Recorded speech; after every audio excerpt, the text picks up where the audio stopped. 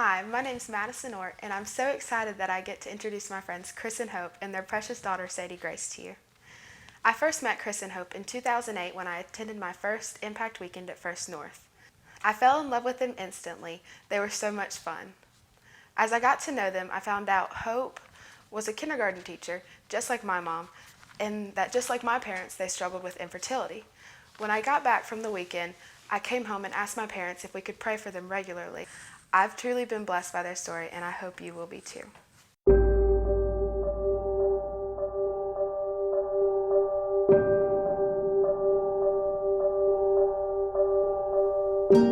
We thought that having a baby would be easy, just like every other couple did. And so after much trying, we realized that that was not the case for us. After about a year, we went to the doctor to see what was going on, and our doctors did some tests and sent us to an infertility clinic. So after we started the treatments, we went back to the doctor. We had, they had the eggs and stuff, and they put 2 of the eggs back into Hope, and nothing happened. So we did the process again, and then because we used the rest of the eggs that we had, and we had 3 left. We put them all in, and we found out that we got pregnant.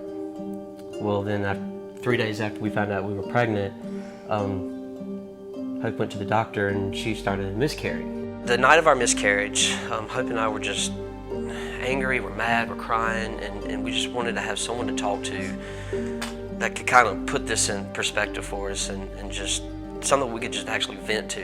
And Mike Hamlin, my pastor, I called him and told him that we miscarried, and he cleared out his whole schedule and asked us to come up to the church and talk to him.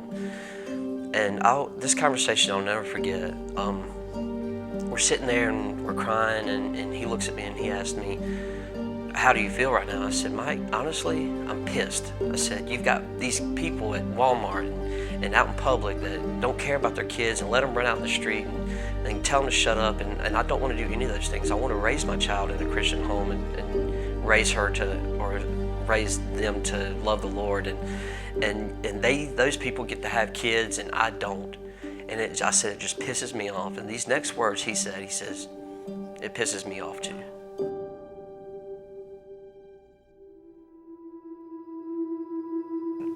At functions, I would often come home and cry and say, why are we the only ones that don't have kids?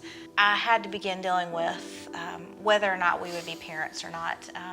I was constantly looking in the Bible for reassurance that God would give us that, and honestly, I didn't find that. God does not promise us to have that we will have children. He just calls them a blessing. From the beginning of when we started dating, Chris had always said that he wanted to adopt. He wanted to be able to give a life to a child that wouldn't have a good life, and in my opinion, that just wasn't for me. I wanted to give birth to my own children, and that was how I wanted it to be. I didn't want to have any part to do with adoption. I just prayed that God would change her mind. I didn't realize that he would have went to such strong lengths to do that, but I feel like God began to soften my heart towards adoption through this Bible study that I was doing in Ruth. I felt like he was reconfirming the fact that he had called me to be a mom, and that if I would be obedient to him, that it would be better than I could have imagined, but he was going to give it to me through adoption. We have a friend that he's a lawyer, and he's adopted several kids, and so we talked to him about the process and that kind of thing, and he said that if we could, like through the churches or through the Carolina Pregnancy Center or any of those places, that he could do that for us a lot cheaper than you go through the agencies and stuff. All right, after many months of waiting, our attorney called us in September to let us know that they had found us a birth mother, but she had been raped, and she had just found out that she was pregnant. With that comes a whole gamut of emotions. We're excited with the possibility of getting a child, but yet you're mad about the rape case, about her being raped, and we got this packet in the mail stating medical history and that kind of thing. And in this packet, there was a letter stating that she had refused an abortion. When I read that, it was very gut-wrenching to think that our future daughter was almost taken away from us because this was a mother who saw no way out except for abortion. Good morning, Maria. I'm Dr. Haddad. I understand you were considering an abortion, and today you wanted to get a little bit more information about your baby and what's going on in terms of the development. So let's have a look, okay? Right here's your baby's head, and it's down in the pelvis.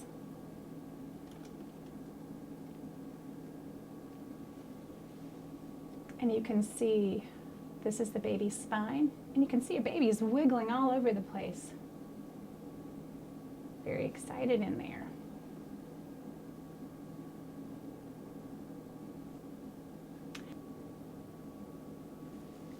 You know, and if we were to look at your baby's face right now, you would be able to tell if your baby looked like you or the father.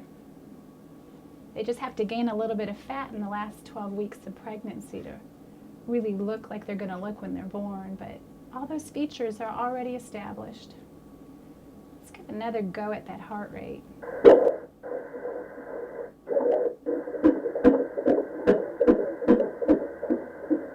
So the baby's heart rate usually is quite a bit faster than yours. It's a lot smaller. So Maria, at this stage of pregnancy, your baby probably weighs a little over a pound. Your baby can actually hear your voice, can hear you breathing in and out, probably could recognize your voice and your partner's voice at birth. Your baby can feel pain.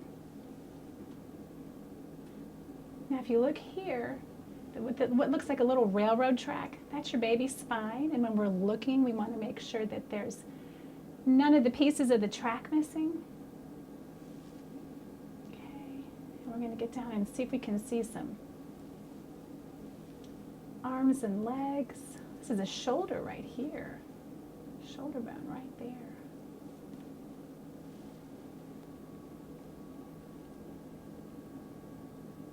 You can see how much your baby's moving. And normally right at about this time, Marie, you start feeling the baby move. They'll often move in response to a loud noise. If you were to drop something in your kitchen, you'd wake your baby right up from a nap.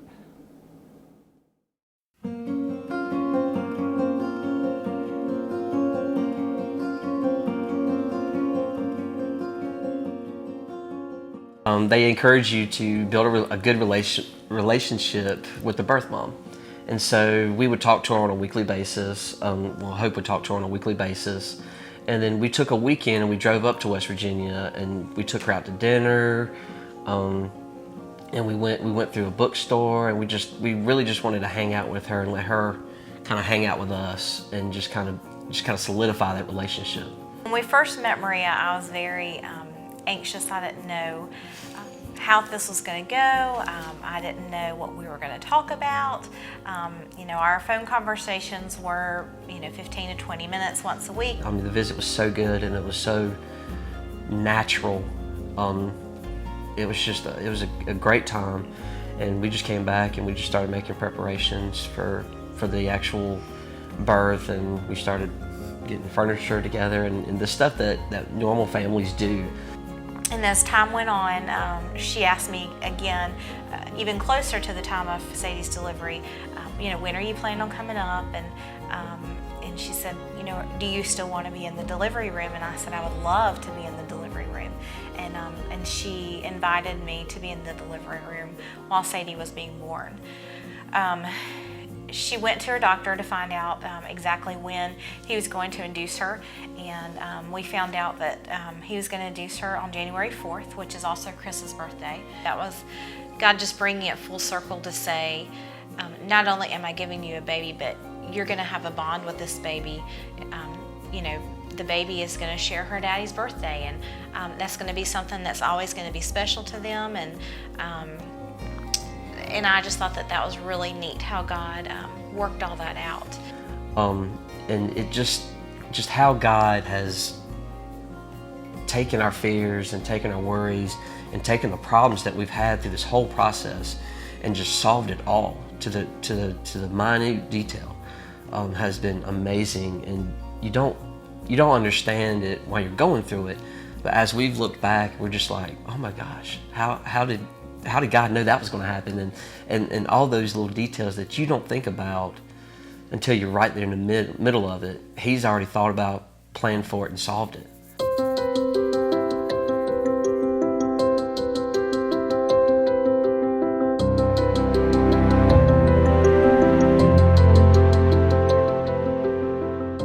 So we left Spartanburg January 2nd and arrived in Huntington early that afternoon, and called Maria to let her know that we were in town, and asked her where she wanted to go to dinner, and she wanted to go to Olive Garden. And so we picked her up about 6 o'clock and took her to Olive Garden, and we spent 4 hours with her in Olive Garden. We were probably... Shut it down. We were probably We were the last people to leave Olive Garden except for the workers. But it was just a good time of fellowship with her. Then January 3rd, she was set to be induced at 5 o'clock. So we get put into a room, and the doctors check her, and she's already dilated to a 3. So we were thinking that, maybe we might have a baby this evening. Didn't happen. I stayed the night in the hospital with her. They had given her Pitocin at 4 to induce labor a little bit more. And as the day progressed, labor progressed, and Maria pushed for about 15 minutes, and I was able to witness the birth of my sweet little girl, and she was born at 4:37 in the afternoon, and that was an experience that I would not trade for anything. I felt like God was telling me, no, I didn't allow you to give birth yourself to a child, but I've allowed you to experience everything else. Even to be able to see her birth and to cut the cord after she was born. I was the first one to hold her. I put her first diaper on her. And I could not have asked for anything more. And I felt so blessed that God chose to give me all those opportunities with her. I think my thoughts were, wow, God, why did you bless me like this? It's so hard to understand after being angry with him and after wrestling with him. He was so faithful to deliver her to us. As you know, you're at the CPC Banquet for fundraising. You're looking at a miracle. This little girl was saved by an ultrasound in a picture. Now I want you to think about that. The CPC does these ultrasounds for free of charge. The checks you write tonight makes that difference. They're in the business not to make money, but to save lives and make positive influences on those lives. So please, please, please support them and help them to do that.